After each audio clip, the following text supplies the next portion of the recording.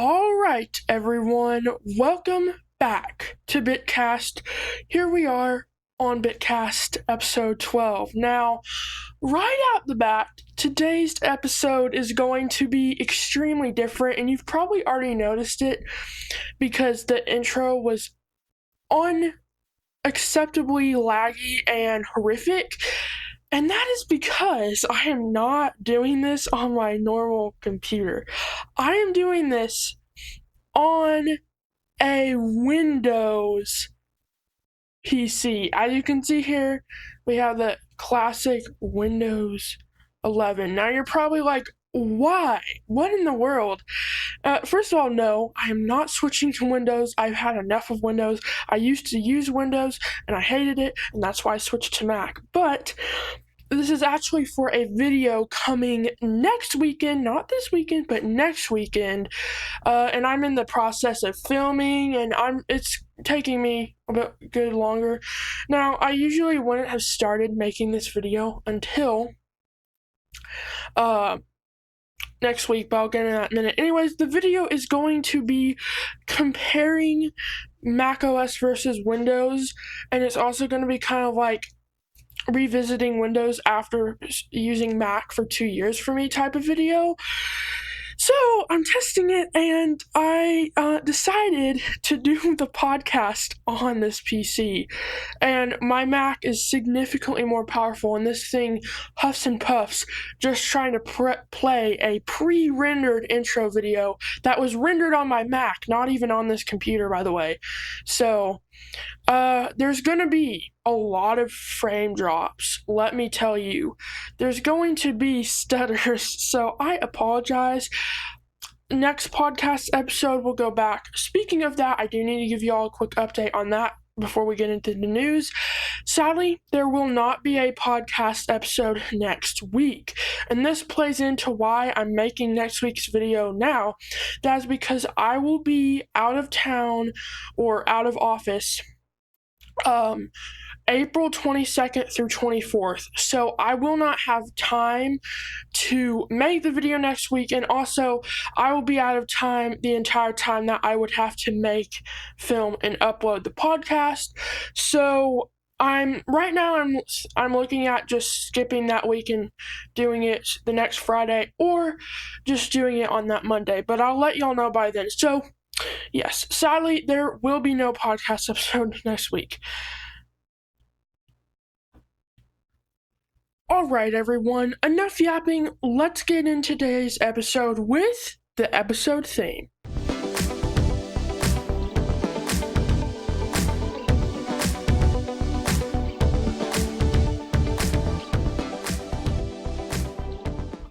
Alright, everyone, so in today's episode, we will be discussing the 25th anniversary of Animal Crossing, Tomodachi Life, Living the Dream, out now. The Zelda movie has accordingly finished filming.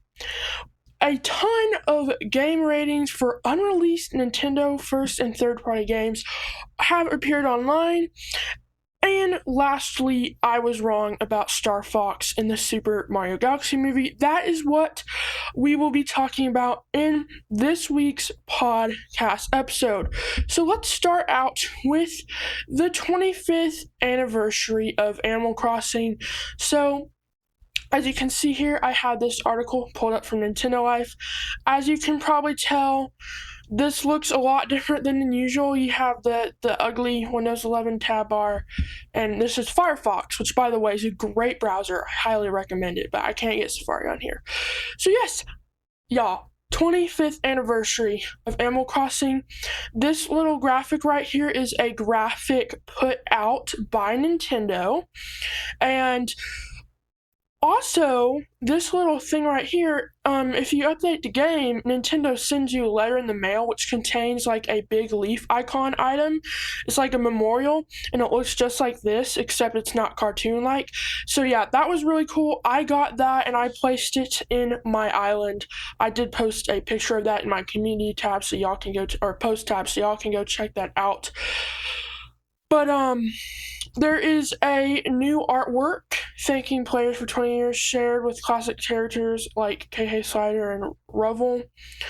And there also has been some Animal Crossing GameCube soundtracks released on Nintendo Music, which I wish I used more. Overall, this is really cool. I like that they're actually implementing the anniversary in the game. And y'all, can we just talk a minute about how many different anniversaries that there is this year? We have the Metroid 40th anniversary, Zelda 40th anniversary, Animal Crossing 25th anniversary, along with a ton of others that I'm not 100% sure on. And we're still coming out of Mario's 40th anniversary. So yeah, I do plan to have some special content or content themed around that. I plan to have some Metroid 40th anniversary. I don't know about, probably not Zelda. There was another one I forget about, but I am working on kind of that and several series I have in mind. I don't know when I'll get to them, but hopefully sometime this year. But honestly, it's kind of hard to keep up though, and it's sad only seeing Nintendo focus on a few, but I mean, there's just so many that it's kind of hard to do all of them in 1 year. So I kind of get it, but it is what it is. I would love to see a new Metroid game. I would love to see a remake of Super Metroid this year or whatever. That would be amazing. I just want to see something Metroid. Okay, that's my main wish from Nintendo. I don't think any of my wishes are going to really come true this year, but we'll go through that at the end of 2026. So, yeah, 25th anniversary of Animal Crossing. I just recently got into the series. I really like it. It's definitely not my thing necessarily, but I do really like the series. So it's nice reflecting and looking back on 25 years of Animal Crossing, one of the younger Nintendo series actually. So that's very interesting. I mean, we have Metroid that's 40 compared to 25. So yeah, that's a quick one. Which I'm hoping this podcast will be a bit quickly because I don't want this Windows PC to explode. So that is my main goal. All right, so next up on our list, Tomodachi Life Living the Dream is out now. You can get it on Nintendo.com. And I did play a demo for this game, and it actually really surprised me. So make sure you go watch that video. It dropped yesterday. By the way, that will be this weekend's video. I was playing some stuff, but I'm just going to be really busy. So yeah, it's out now. It does not have the new variable pricing, so it's $59.99 for digital or physical. So basically $50, and I'm sorry that there's frame drops. I can hear the fan like crunching in there. So, but yeah, I actually surprisingly enjoyed this game. I'm still not getting it. There is still some things I don't like the dating thing, but it shocked me. So yeah, I do have a video going over all of that, dropped yesterday.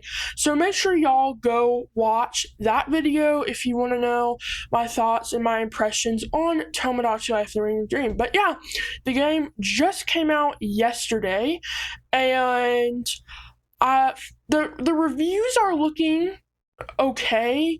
In fact, give me a second here to pull that up if this thing does not explode. Anyways, but yeah, I was quite surprised, but I honestly expected this to be kind of like Pocopia, where it would get an extremely extreme rating score, but extremely good rating score, I mean. But it seems like, from what I've heard at least, that's not necessarily how it's done. And yes, I am stalling because Metacritic's not loading here. I literally can't type, y'all. This is crazy. This is crazy. Okay. Hang on a second. Alright, let's pull up Task Manager. Oh my word. Where's Task Manager? Can it not open Task Manager? Oh my word. Okay. Okay, so yeah, as you can see here, I am trying to get this to work. What in the world? This is not even the it's so bogged down the Task Manager isn't even updating. Because look at this. And 0%? I know OBS is taking up a good. Oh my word. Okay, let's just close that. Oh my goodness. Y'all, no. Task Manager not responding. I don't even know if this thing is Oh my word. Okay, let's see here. It's not, okay, can I click this button? You can't tell, but I am trying to click this button. Oh, okay, here we go. I'm clicking it. Nothing's happening.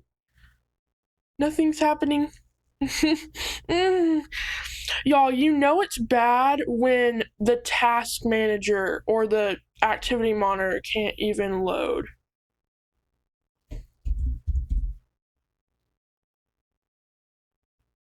Okay, there is a progress bar. Yeah, this is supposed to be at 60 FPS, but it's only rarely getting up to that high, so I do apologize for that, y'all. Alright, here we go. So yes, it is a 78 on Metacritic. Go away. I'm not using you anymore.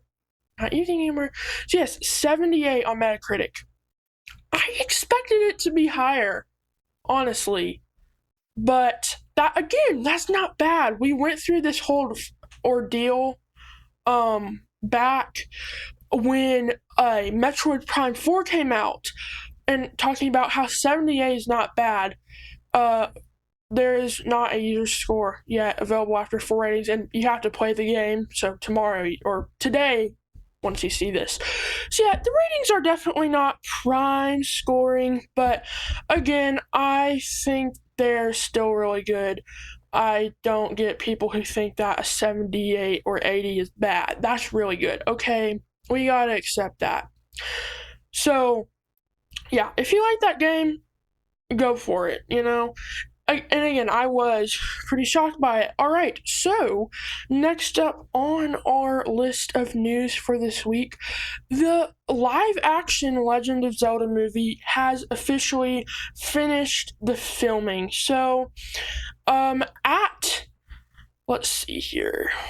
The movie, so at CinemaCon 2026, Sony Pictures has announced filming for Nintendo's new movie has officially wrapped. Thanks for the heads up, IGN. This follows an update from November last year saying that the movie was in production in New Zealand, aka the Lord of the Rings trilogy movie. What? I guess that's where it's filmed. So yeah, that's good. They have around a whole entire year to do the editing and scoring and all that good stuff. So hopefully it's good.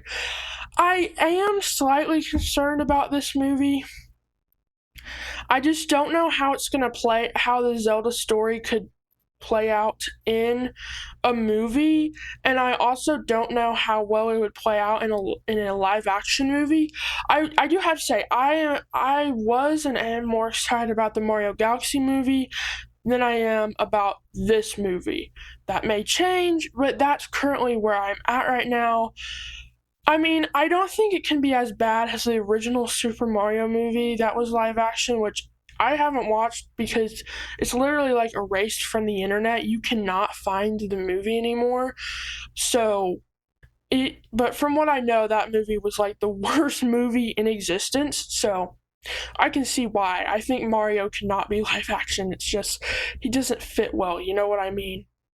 So, I honestly don't know what to expect. That's the thing. Like, I don't know what to expect out of this movie. I don't know if it's going to be good or bad. So, again, we'll have to see about that. But we have some more news. So, we are currently in a drought state by Nintendo, where they're not giving us information, and if they do, it's a short 30-second clip on Nintendo Today, but a massive amount of game ratings for unreleased Nintendo first and third-party games have been appearing online this entire week. So, we have Starfield.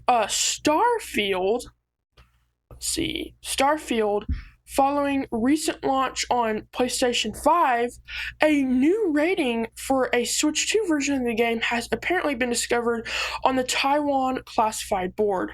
This rating follows ongoing rumors throughout 2025 about Starfield being released on Nintendo's new platform. Of course, while these ratings can often lead to announcement, it's not necessarily a guarantee a release will go ahead. In this particular... I hate you, Windows. Sorry about that. I raged at Windows. Sorry about that. In this particular case, nothing has been officially announced by Bethesda.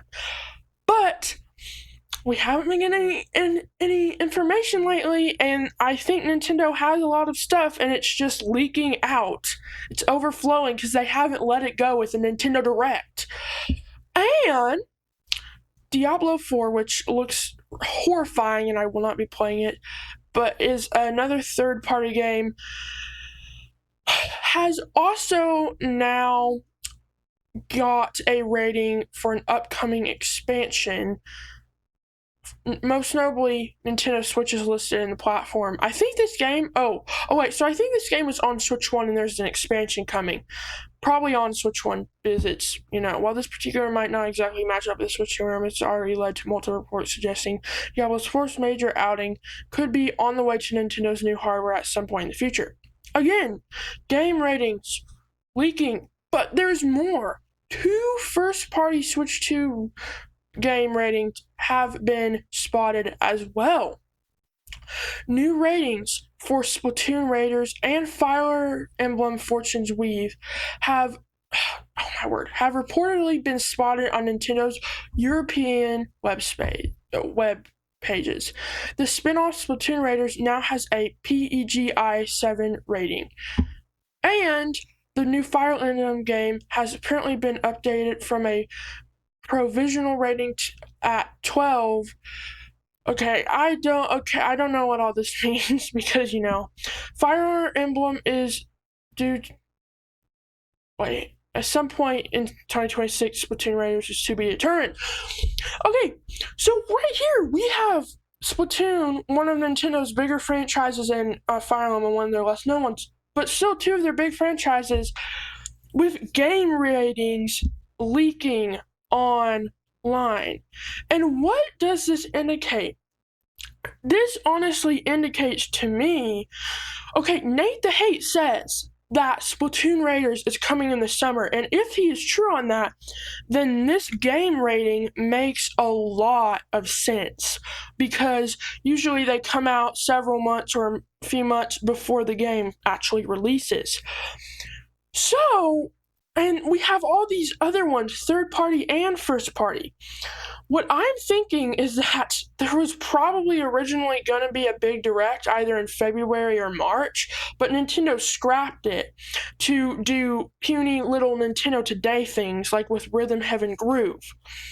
So this means that tomorrow I could wake up and get a Nintendo Today thing saying Splatoon Raiders coming out July whatever or June whatever with a 30-second clip giving us no information. This is why I hate this new strategy. Some people say that people are overreacting about this, but no. The main problem about this is that not only is it less exciting, harder to find the information, and overall just a worse way of doing it, this also has led to us getting less information. Now, all we're getting is a release date and a 30-minute little clip that tells us near nothing about the game, whereas in a direct, we actually get information about the game, the story, the gameplay, and the release date, and it's all in one concise package. But now, just like with Yoshi and the Mysterious Book, we got a 1-minute little trailer that honestly told us extremely little about that game. And it's coming out next month, and we still know extremely little about that game. Just like Rhythm Heaven Groove, we know near nothing about that game, and it's coming out in, I believe it's June or July. And all we got is a 30-second clip in the Nintendo Today app followed by the release date. No information. This is one of the main problems with this new strategy. There is no information. And honestly, I wouldn't be surprised if one morning I wake up this month and I see a new Star Fox game with a release date and a 10-second clip showing him like flying, and that's it, with no information. And then we might get one more trailer like a week before the game comes out that's an overview trailer.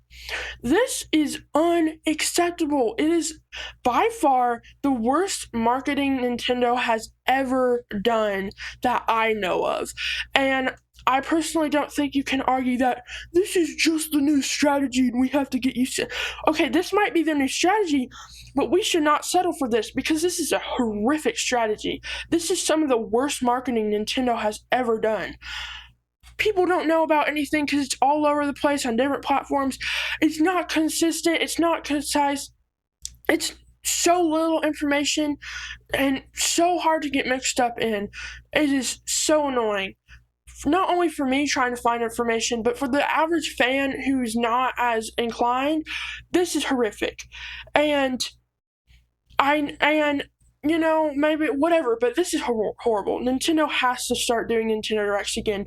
And honestly, I have got to the point where if we never have one again, I wouldn't be surprised.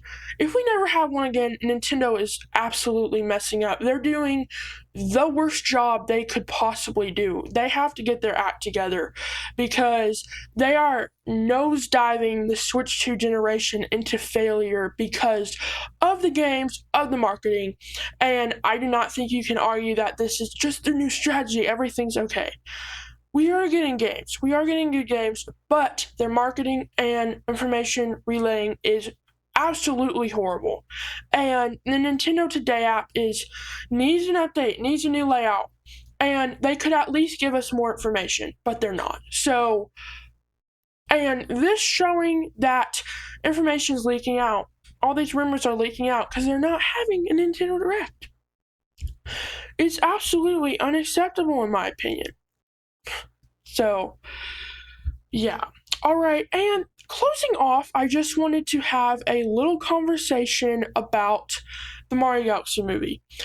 Just a quick warning, this is spoilers. I mean, it's not going to be super heavy, and you may not consider it spoilers, but I just want to give a fair warning. Spoiler warning. If you have not seen the movie, or if you just don't want to, whatever, spoiler warning. Okay, so I saw the Super Mario Galaxy movie for a second time this week, and it kind of changed my mind about Star Fox. So if you remember in my initial reviews, I did not like Star Fox in the Galaxy movie. He felt thrown in, an afterthought, and I didn't really like his personality. I didn't think he was cool. But when I watched it a second time, I really just kind of focused in, and I actually liked him in the second time of viewing it.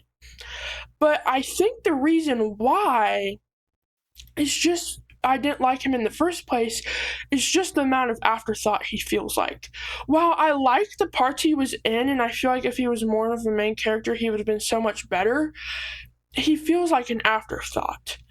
And that's because it's been revealed that Illumination suggested him, and it was probably later in the production, so they just threw him in. And that's why he feels like an afterthought. While in the second viewing, I really enjoyed him. Once he pilots the planetary observatory after his ship gets destroyed by Bowser Jr., you forget about him. You honestly do until the end. And you're like, oh wait, he was there? And here's where I struggle with this. This is a Mario movie, and I don't want Star Fox to honestly be a main character because it's a Mario movie. But the problem is that since they're just doing kind of a cameo because it's not his own movie, he feels thrown in last minute. Maybe if they started from the beginning, he wouldn't, but I think it still would. But the problem is finding that balance of main character and cameo for him in this movie, because even though it is space, it's a Mario movie, not a Star Fox movie. And honestly, I don't think Nintendo did the best job of that, and that's the main problem. Now, I don't know. Because if I were in Nintendo's boots and I had to make the decision of how much he'd be in this movie, I have no idea what I would do. Honestly, because I don't know, I can't really think of a good way to put him in this movie. Now, that might mean that maybe he shouldn't have been in this movie, but then I think that wouldn't have opened up for a Star Fox movie or game. So, I honestly don't know. I mean, again, I liked him, and I honestly, if I want to see his own movie, because I think in his own movie it'd be absolutely amazing. So I'm kind of glad they did this to maybe kickstart a Star Fox movie. It's just I honestly don't think he belonged in the movie. I mean, I really did enjoy him. He still feels like an afterthought, and I still have a lot of complaints about him, like I've been expressing. But yeah, it's just such a hard decision to make when it comes to that.